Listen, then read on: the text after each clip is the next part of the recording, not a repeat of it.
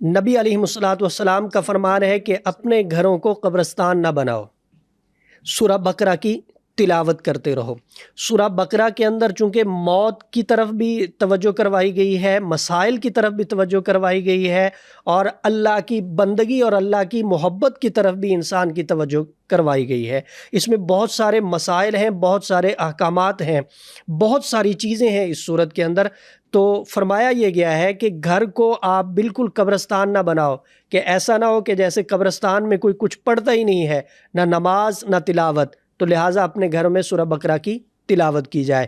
جس گھر کے اندر سورہ بقرہ کی تلاوت ہوتی ہے اس گھر میں اللہ کی رحمتیں نازل ہوتی ہیں، اور جو جادو جنات کے مسائل ہوتے ہیں وہ ختم ہو جاتے ہیں۔ اب اس میں یہ ہے کہ سورہ بقرہ کی تلاوت کس طرح کرنی ہے۔ بالکل ایسے ہی ہے۔ تلاوت کرنے سے پہلے آپ کی نیت ہو کہ میں نے اللہ کو راضی کرنا ہے۔ دوسری نیت یہ ہو کہ میں اس کو شفا کے لیے پڑھ رہا ہوں۔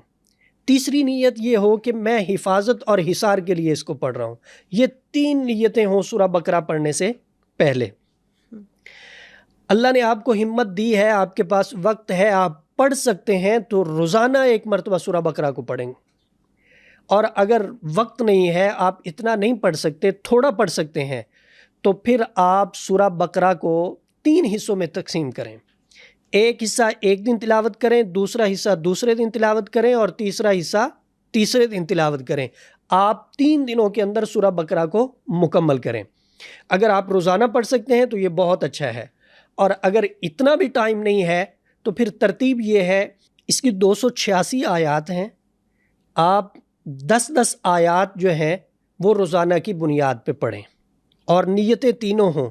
اللہ فضل فرمائیں گے، گھر کے اندر جو بھی مسائل ہیں وہ حل ہو جائیں گے۔ اور یہ آخری درجہ ہے 10 آیات والا۔